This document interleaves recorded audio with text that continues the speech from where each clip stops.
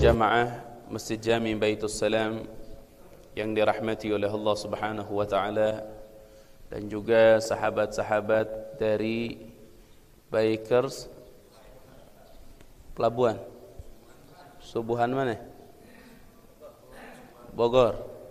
Subuhan Bogor beserta kawan-kawan sekitar. Alhamdulillah subuh ini bisa berjamaah di Masjid Jami Baitus Salam yang pastinya sama-sama kita cintai, karena ini masjid bukan milik kita, bukan milik seseorang, bukan milik kelompok, tapi ini masjid adalah milik Allah Subhanahu wa taala yang Allah berikan bagi hamba-hambanya yang beriman kepada Allah Subhanahu wa taala.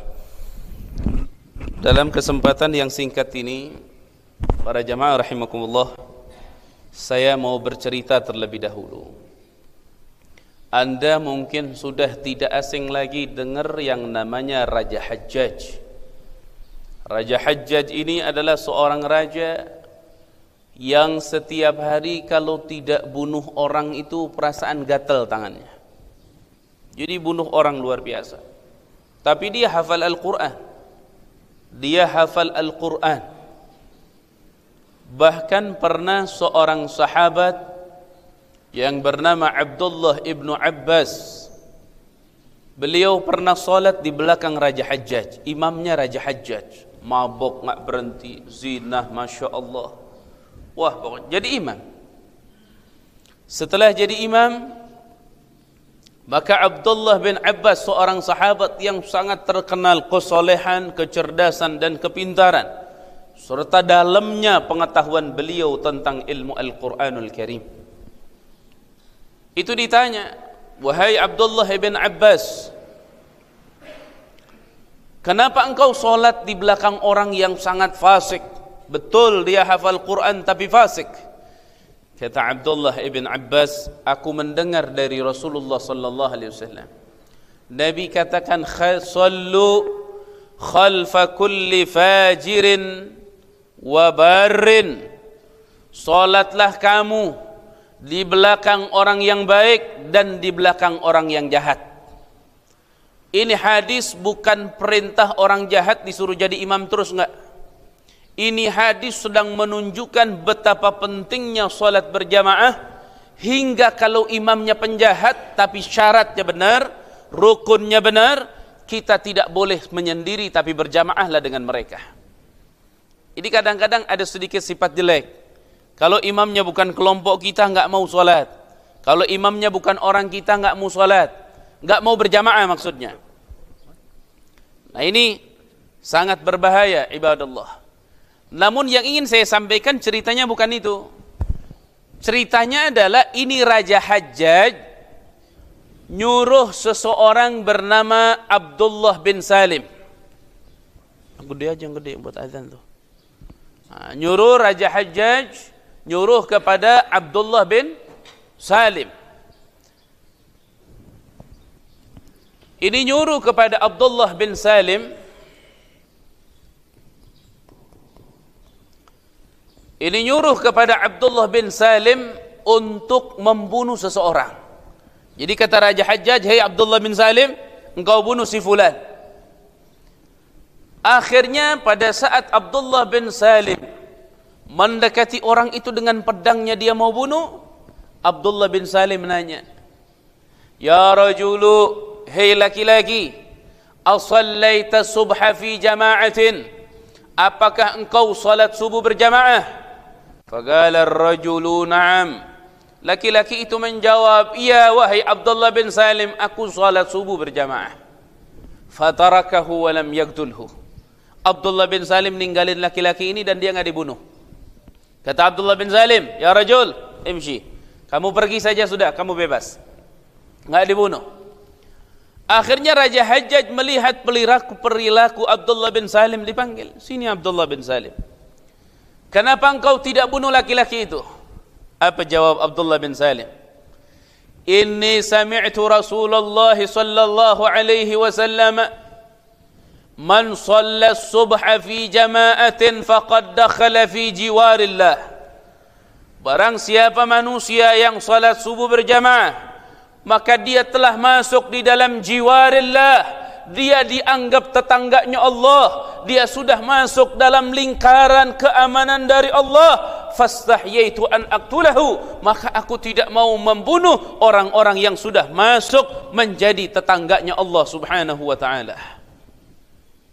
Hajjaj begitu saja. Kata Hajjaj, panggil Abdullah bin Abbas, sahabat Nabi, dipanggil Abdullah bin Abbas. Sampailah Abdullah bin Abbas di depan Hajjaj. Kata Hajjaj, wahai Abdullah bin Abbas, sesungguhnya Abdullah bin Salim telah mengatakan bahwasanya orang yang salat subuh berjamaah, maka dia telah masuk di dalam daftar atau di dalam keluarganya Allah, menjadi orang yang ada dalam lindungan Allah. Apakah benar hal itu? Andaikan tidak, Abdullah bin Salim yang akan aku bunuh. Kata Abdullah bin Abbas, inni lasami'tuhu min Rasulillah sallallahu alaihi wasallam. Aku sungguh telah mendengar hal tersebut langsung dari Nabi Muhammad sallallahu alaihi wasallam. Jadi kelas hadis ini sahih ibadallah. Jadi orang-orang yang salat subuh jamaah, dia ada di dalam bertetangga dengan Allah, ada dalam lindungan Allah, dalam aman daripada Allah Subhanahu wa taala. Makanya para jamaah, saat Allah Subhanahu wa taala menurunkan firman-Nya, la yukallifullahu nafsan illa wus'aha. Allah tidak memaksa kepada seseorang hamba-Nya terkecuali dengan kemampuannya. Artinya Allah tidak akan menurunkan perintah di atas kemampuan manusia, enggak ada. Ayat ini diturunkan oleh Allah ceritanya pas ada perintah salat subuh. Pas ada perintah salat subuh, sebagian sahabat merasa berat, kok waktu tidur kita harus bangun. Sampai ada firman Allah, inna Qur'anal fajri kana mashhuda. Ketertiban di waktu fajar ini ibadah-ibadah masyhud. Ada malaikat khusus dari jam 2:30 malam. Mereka tugasnya cukup melihat hamba-hamba Allah, mana yang bangkit dari 2:30 sampai masuk waktu subuh, sehingga dia subuh berjamaah, kemudian dia duduk sampai matahari muncul, kemudian dia salat sunat 2 rakaat. Ini malaikat Allah khususkan untuk melihat orang-orang mulia seperti itu. Namun sayang, seribu sayang, apa? Panggilan atasan kita di tempat kerja lebih tergaung di telinga kita ketimbang panggilan Allah. Tidak sedikit orang salam subuh, assalamualaikum, assalamualaikum, dia langsung lari dengan hajat kebutuhan dunianya. Namun itu tidak dikatakan haram, itu tidak dikatakan berdosa, itu tidak dikatakan bermaksiat kepada Allah, karena mencari rezeki yang halal adalah ibadah. Namun dia telah meninggalkan satu kemuliaan di antara kemuliaan-kemuliaan yang Allah siapkan dari mulai waktu malam sampai waktu fajar. Makanya para jamaah, mohon maaf, Anda tahu saat turun perintah salat subuh, ada disampaikan salat subuh, sebagian sahabat merasa, aduh nih waktu istirahat nih kok salat subuh. Waduh nih waktu berat nih salat subuh. Akhirnya Anda tahu Nabi Muhammad sallallahu alaihi wasallam menceritakan kepada para sahabat, wahai para sahabatku, sesungguhnya salat subuh ini adalah ikhtibar. Salat subuh ini adalah ujian yang membedakan mana orang mukmin yang benar dan mana orang munafik. Makanya kalau Anda lihat di dalam firman, di dalam sabda Nabi Muhammad, saat Nabi mengatakan awwalu ma yuhasabu bihil 'abdu yaumal qiyamati as-shalah, yang pertama dihisab oleh Allah di hari kiamat adalah salat. Anda tahu dari 5 salat itu yang pertama kali dihisab oleh Allah adalah salat subuh. Salat subuhnya lancar, yang lain lancar. Karena Nabi sallallahu alaihi wasallam mengatakan, inna athqalas salat 'alal munafiqina al-isya' wa subuh. Sesungguhnya salat paling berat kepada orang munafik itu 2, salat isya sama salat subuh. Itu paling berat sudah. Makanya wujudnya keberadaan salat subuh Itu adalah ikhtibar besar yang membedakan antara orang mukmin yang benar dengan orang mukmin yang garis miring orang munafik. Makanya kan teman-teman mohon maaf, sampai-sampai Nabi Muhammad sallallahu alaihi wasallam mengabarkan, kata Nabi Muhammad, "Basyiril mashina fi dhulamil lail bi nurit tammi yaumal qiyamah." Kalian kabarkanlah kepada orang-orang yang selalu berjalan di kegelapan malam, subuh-subuh mereka berangkat ke masjidnya Allah. Sekarang alhamdulillah kita punya lampu. Kalau zaman Nabi Muhammad gelap. Kata Nabi Muhammad, kasih kabar gembira bagi mereka dengan apa? Dengan mereka akan mendapatkan cahaya yang sempurna di hari kiamat. Anda lihat coba, kita sudah punya lampu sekarang. Nah, ini ada pertanyaan sama bapak-bapak nih yang sepuh-sepuh nih. Mohon maaf, siapa manusia pertama yang menerangi masjidnya Allah?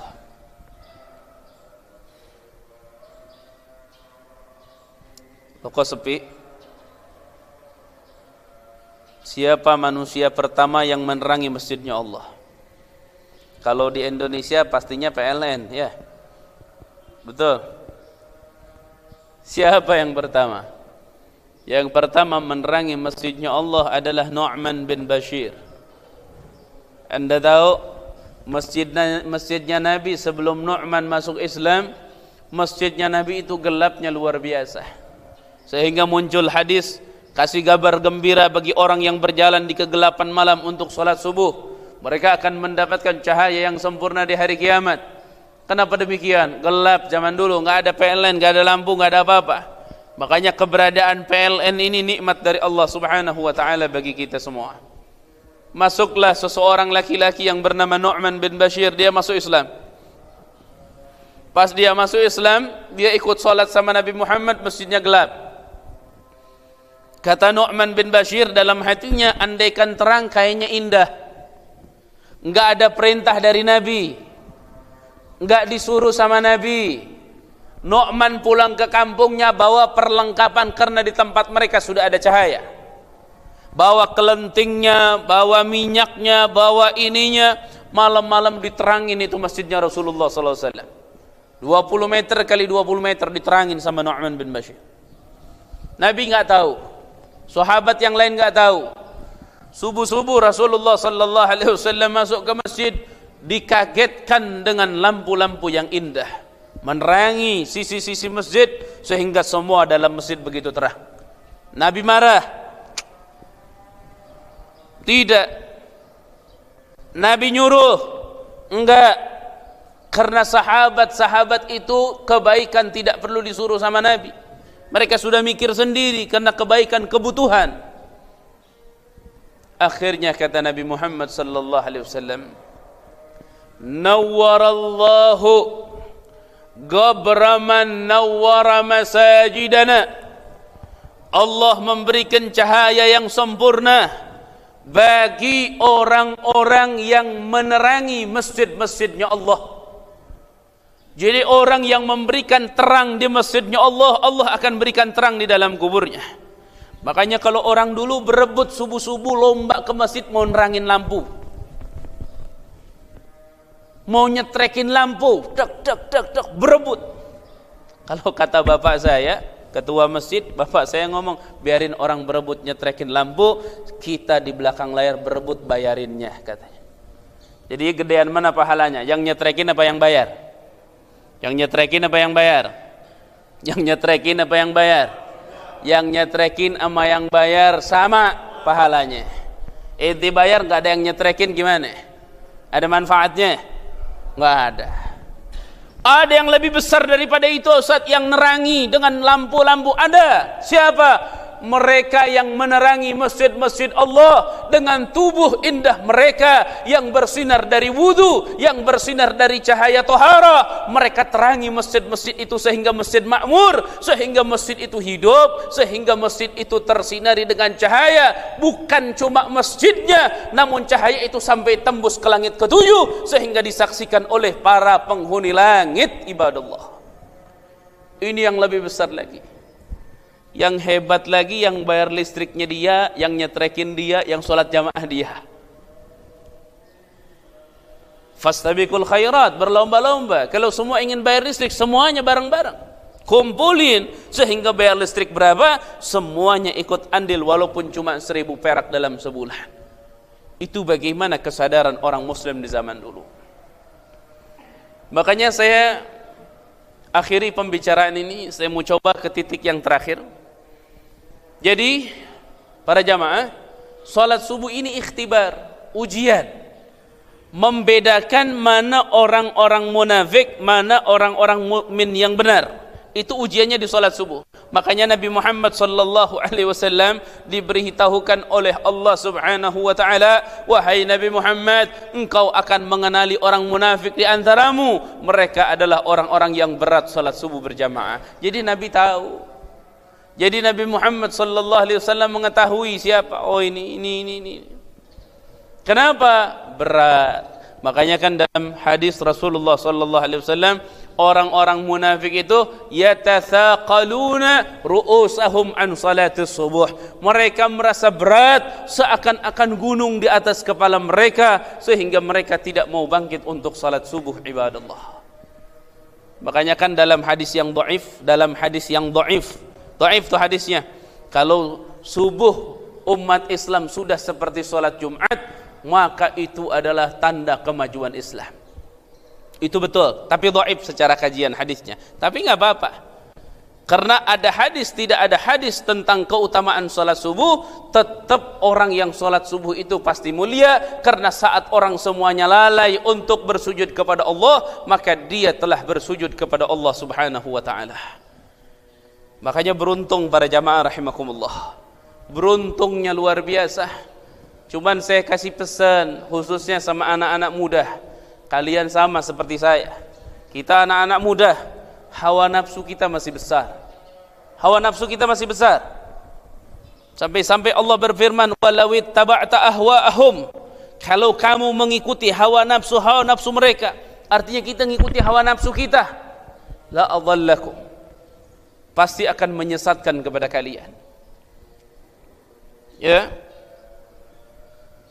Makanya saya nggak mau berbicara aliran sesat. Barusan saya bicara sama santri itu. Ada satu rumusan di Aceh bagus. Apa? Menjaga manusia dari aliran sesat dan menjaga manusia dari kesesatan tanpa aliran. Indah bener ya. Indah. Baru subuh ini dan saya catat langsung. Saya catat langsung. Oh, dapatnya dari santri walaupun, tapi yang mau saya tekankan teman-teman khususnya yang muda, hati-hati. Dan yang tua sama, karena tua-tua keladi juga nih. Ya, makin tua makin apa? Makin jadi.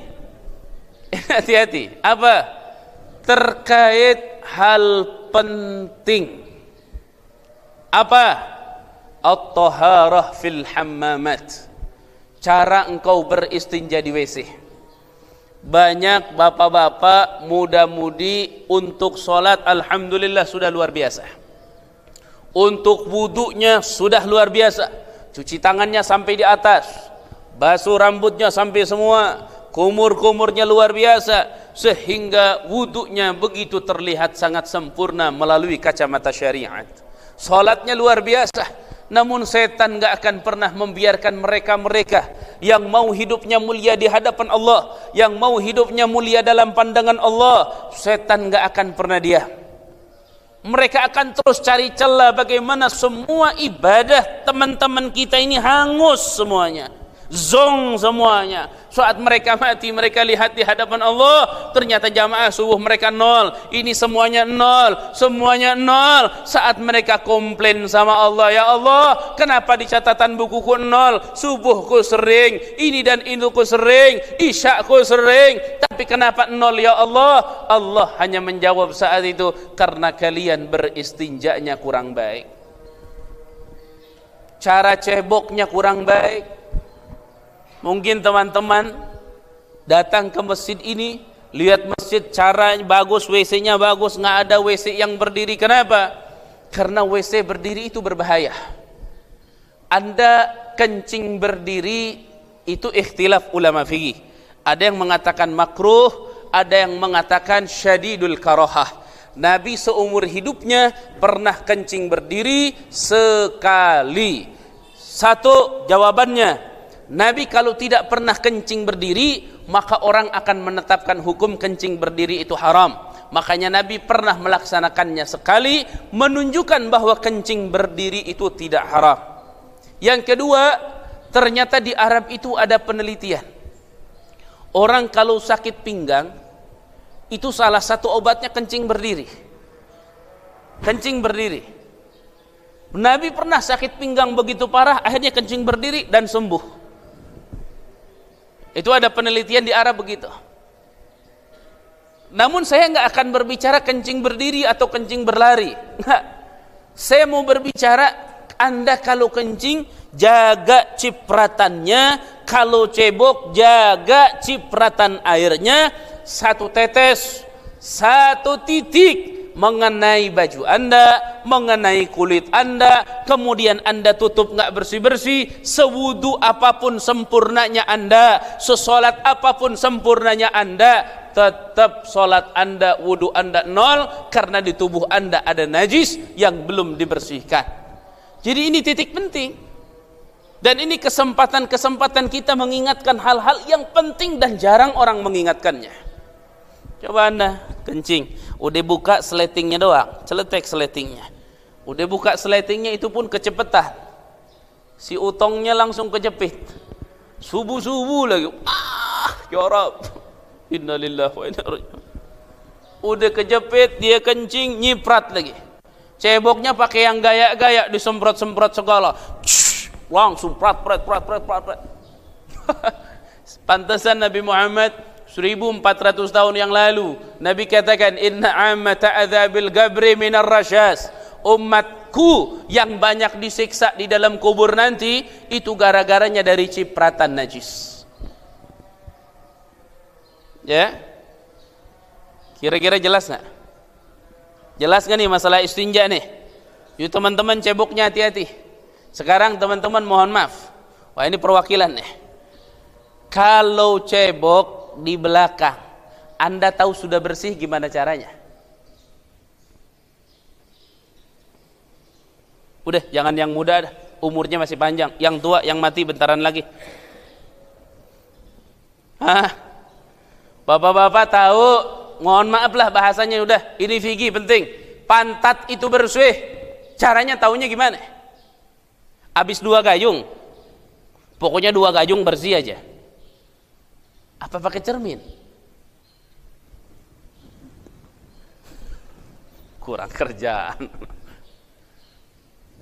Itu sampai titik itu ulama itu, Allahu Akbar. Makanya kita patut mendoakan ulama, jazahumullah ahsanal jaza.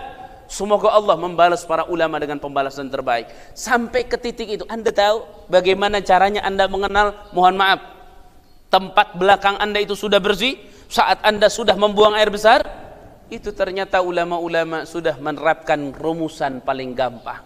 Diperas hadis Nabi, betul-betul mereka peras sehingga kita tidak perlu ngapalin 10-20 hadis, cukup ngapalin rumusan ini, Anda bisa sadar dan tahu saya sudah bersih nih cebok. Kalau depan kan gampang, ini yang belakang. Ya, apalagi habis makan jengkol kan kuningannya lain. Ada daya rekat yang lebih kuat. Allahu Akbar. Aduh, nikmat dari Allah bisa buang air besar. Caranya gimana? Caranya adalah husulul khusyunati ba'dal luyunah. Terasa kasar pantat Anda setelah lembut tuh udah bersih. Pertama Anda sentuh ini tangan, jangan main sentuh ke area kotoran. Tapi pertama basuhlah tangan kiri dengan air terlebih dahulu. Karena kalau Anda tangannya kering langsung menyentuh ke sana, sekalipun sudah bersih, dicuci tangan, Anda begini aromanya luar biasa. Aroma terapi ini. Alhamdulillah. Karena kering ketemu kering, bahaya. Nempelnya luar biasa. Ini pesan sebenarnya bahwa kita ini bau, kotoran, bangke kita ini. Jasad ini jadi bangke nanti. Makanya sampai Allah katakan illa man atallaha biqalbin salim. Orang yang berusaha hatinya benar, hatinya baik, enggak mudah nyakiti orang, enggak pernah nyakiti orang, nah yang begitu yang bakal cepat selamat. Ya. Tuh. Apa? Husulul khusyunati ba'dal luyuna. Terasa kasar di area tersebut setelah lembut. Karena laki-laki kalau kita mulai sudah dibasahin cebok, digesekkan sedikit itu lembut. Terus diairin nanti terasa krek kasar. Kasarnya variasi. Kalau sudah terasa kasar berarti Anda sudah bersih. Mau habis airnya 1 gayung ke, mau 2 gayung ke, mau setengah ember ke, ketemu yang namanya terasa kasar maka sudah bersih. Ini jarang disampaikan teman-teman. Ini penting, menyangkut dengan nasib solat dan wudu kita. Ini menyangkut dengan nasib solat dan wudu kita. Kalau Anda berpikir bagaimana nasib rakyat, kami berpikir bagaimana nasib umat di akhirat. Mereka memikirkan nasib rakyat di dunia, kita memikirkan nasib umat di akhirat. Jadi ibadullah, hal penting itu coba perhatikan betul-betul. Dan yang terakhir, ternyata solat bisa zong, wudu bisa zong, istinja toharoh Anda bisa 0, tidak ada pahalanya. Apabila Anda semua lakukan itu dengan Anda selalu menyakiti kedua orang tua Anda, 0 itu akan terjadi. Faman yu'dhi qalba ummih, siapapun manusia yang menyakiti hati ibunya, azalallahu ni'mata sinin, Allah akan angkatkan kenikmatan 1 tahun. Sekali nyakiti ibunya, kenikmatan 1 tahun dicabut oleh Allah. 2 kali, 2 nikmat 2 tahun dicabut. 3 kali, sengsara ente punya hidup. Banyak orang-orang sekarang sama orang tuanya kurang ajar. Anda tahu Imam Sufyan Ats-Tsauri, seorang tabi'in, seorang yang sangat saleh, seseorang yang langsung mengambil ilmu dari sahabat-sahabat Rasulullah. Apa yang beliau jawab saat ditanya, wahai Imam Sufyan Ats-Tsauri, siapakah di antara kami orang yang paling sombong di hadapan Allah? Kami ini maksudnya orang yang beriman doang. Kita nggak peduli orang kafir terserah, menyakiti ibunya terserah. Ini urusan kita orang mukmin. Siapa orang yang sombong di antara kami, wahai Imam Sufyan Ats-Tsauri? Imam Sufyan Ats-Tsauri mengatakan, dia adalah orang yang memiliki kesempatan berdoa selepas sholat, dia tidak menyempilkan doa untuk ibu dan bapaknya. Itu orang paling sombong di hadapan Allah. Coba Anda bayangkan, Anda habis sholat berdoa, pernah nggak ikut sama orang tua? Saya semasa hidup setelah mengetahui hadis ini, saya tidak mau Allah ngecap saya orang durhaka, orang sombong. Habis sholat saya baca, bukan cuma di sini, sholat maghrib, sholat isya, sholat subuh, selalu saya katakan Allahumma gfirli wali walidayya warhamhuma kama rabbayani. Baca, Anda punya doa, baca Allahumma gfirli wali walidayya warhamhuma kama rabbayani saghira. Allahumma gfirli wali walidayya warhamhuma kama rabbayani saghira. Kalau semua itu Anda jalankan, salat Anda, wudu Anda, istinja Anda, semuanya, walaupun ada kekurangan-kekurangan kecil, Allah akan terima itu semua. Karena kemuliaannya seorang ibu, kemuliaannya seorang bapa yang tidak henti-hentinya memohon kepada Allah agar anaknya bahagia dunia dan akhirat. Coba Anda tengok. Allahu Akbar. Ya. Ada sahabat datang ke Rasulullah, lari-lari. Ya Rasulullah, ya Rasulullah, ada apa? Ada sahabatmu sedang sakaratul maut. Siapa? Alqamah ya Rasulullah. Wahai Abu Bakar Siddiq, cepat kau lari, talkinkan dia la ilaha illallah. Ditalkinkan la ilaha illallah. Alqamah betul-betul tidak mampu mengatakan la ilaha illallah. Terjaga, terkunci dia punya leher, nggak bisa baca, nggak bisa baca, sehuruf pun dari kalimat la ilaha illallah tidak keluar dari mulut Alqamah. Akhirnya dilaporkan kepada Rasulullah sallallahu alaihi wasallam. Ya Rasulullah, ada apa? Alqamah enggak bisa la ilaha illallah. Tenggorokannya terkunci ya Rasulullah. Terkunci dia punya tenggorokan. Kata Rasulullah SAW, karena beliau sangat tahu dengan syariat, beliau sangat tahu dengan sebab dan akibat, beliau adalah manusia yang betul-betul sempurna dapat pendidikan dari Allah, sehingga beliau tahu penyebab yang paling cepat mengunci manusia dari mengucapkan la ilaha illallah itu apa. Rasulullah paham. Kata Rasulullah SAW, pasti orang tuanya masih hidup. Iya ya Rasulullah, ibunya seorang janda. Panggil dia ibunya. Dipanggil ibunya. Wahai ibunya Alqamah, anakmu sedang sakaratul maut. Kata ibunya Alqamah, ya Rasulullah, walaupun dia mati di pinggir jalan, aku sudah tidak peduli lagi sama Alqamah. Begitu berat rasa sakit yang dia berikan kepadaku ya Rasulullah. Sakit hati ini oleh putraku Alqamah ya Rasulullah. Kata Rasulullah, wahai ibunda Alqamah, maafkanlah dia. Dia sedang sakaratul maut, terkunci tenggorokannya karena menyakitimu. Maafkan dia agar kuncinya terbuka sehingga dia mengatakan la ilaha illallah. Jawab ibundanya, ya Rasulullah, sekalipun dia terkunci enggak bisa seperti itu, aku tidak peduli ya Rasulullah. Kata Rasulullah, wahai ibunya Alqamah, kalau memang seperti itu, engkau diamlah di sini. Makanya Nabi Muhammad memanggil para sahabat. Sahabat-sahabatku tercinta, kemari. Kumpul beberapa sahabat saat itu yang ada. Kalian cepat umumkan kepada para sahabat yang ada, siapkan kayu bakar sebanyak mungkin, siapkan yang kering-kering sebanyak mungkin. Saat mendengar kalimat itu, ibunya Alqamah tercengang, ada apa dengan kayu bakar? Akhirnya ibunya pun bertanya, ya Rasulullah, untuk apa kayu bakar itu ya Rasulullah? Kata Rasulullah sallallahu alaihi wasallam, kita akan bakar Alqamah karena Alqamah nanti di akhirat pun akan dibakar di dalam neraka. Saat dengar kalimat anaknya akan dibakar, ibunya Alqamah langsung terketuk hatinya, ya Rasulullah, sesakit apapun rasa yang aku rasa dari perilaku putraku Alqamah kepadaku, aku tidak akan pernah tega melihat putraku terbakar ya Rasulullah. Aku maafkan dia. Allahu Akbar. Ya, aku maafkan dia ya Rasulullah.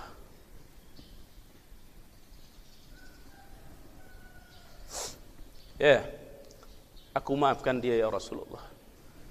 Akhirnya kata Rasulullah SAW, wahai Abu Bakar Siddiq, cepatan kau lari ke tempatnya Alqamah, kau talkinkan dia la ilaha illallah.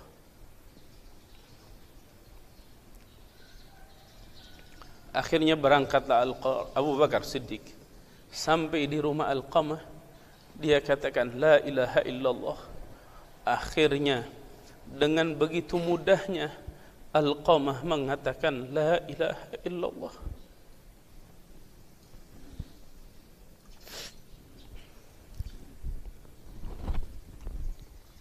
Ya.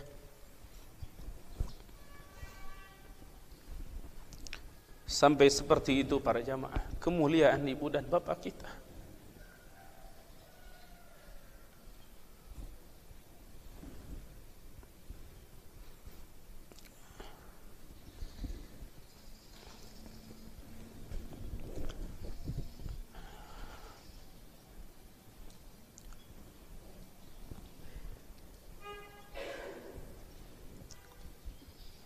Ya.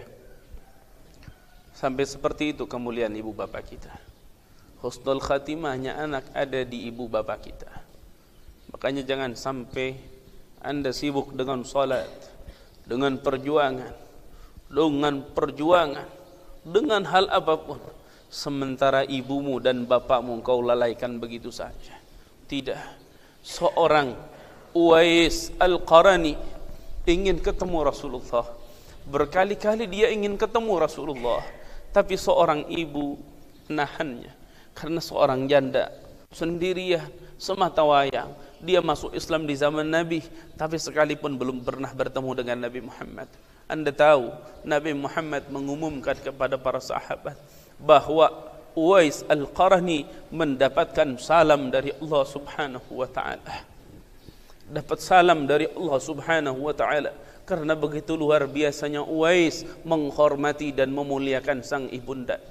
Sampai-sampai Rasulullah katakan, siapapun di antara kalian wahai sahabatku yang mendapatkan, menemukan Uwais Al-Qarani, mintalah doa kepadanya. Sungguh tidak ada penghalang antara dia dengan Allah Subhanahu wa taala, sehingga bukan cuma sahabat biasa, Sayyidina Umar, Sayyidina Uthman, Sayyidina Ali, para pembesar sahabat, mereka semuanya saat bertemu meminta doa daripada Uwais Al-Qarani. Maka oleh sebab itu ibadallah, titipan pesan saya yang terakhir buat saya pribadi dan buat semuanya, kalau ibu bapa anda masih hidup, muliakan betul-betul. Kalau anda ingin bahagia dunia dan akhirat, kalau memang mereka sudah dikembalikan oleh Allah kepada sang penciptanya yaitu Allah, berada di kuburan-kuburan mereka, maka senantiasa berziarahlah, senantiasa mendoakanlah, senantiasa membacalah Al-Quran, senantiasa bersedekahlah, perbanyaklah kebaikan-kebaikan seperti yang dikatakan seorang laki-laki kepada Rasulullah dalam riwayat Muslim. Laki-laki itu bertanya, ya Rasulullah, ibuku sudah meninggal, apabila aku bersedekah, apakah ibuku mendapatkan pahalanya ya Rasulullah? Jawab Nabi Muhammad dalam riwayat Muslim begitu tegas, na'am, iya, ibumu mendapatkan pahalanya. Maka oleh sebab itu ibadallah, masih banyak waktu kita, luar biasa kesempatan yang Allah anugerahkan, jangan buang begitu saja, jangan kita jadikan waktu itu percuma. Manfaatkanlah untuk meningkatkan kualitas kebahagiaan dunia dan akhirat kita. Kualitas bahagia dunia dengan cara anda berjuang, berikhtiar, berkasab dengan cara yang diridhoi oleh Allah Subhanahu wa taala.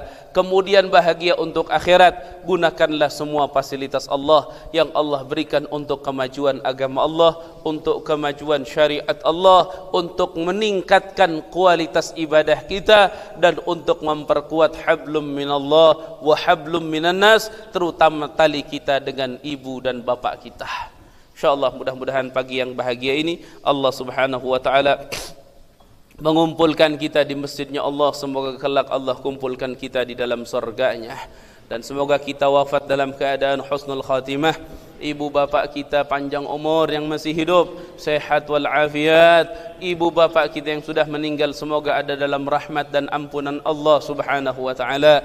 Dan kita semuanya mudah-mudahan dengan keluarga kita, tetangga kita, saudara-saudari kita, Allah berikan kehidupan bahagia dunia dan akhirat. Allah hidupkan kita hidup orang-orang yang bahagia. Allah wafatkan kita dengan wafatnya orang-orang yang syahid di jalan Allah Subhanahu wa taala.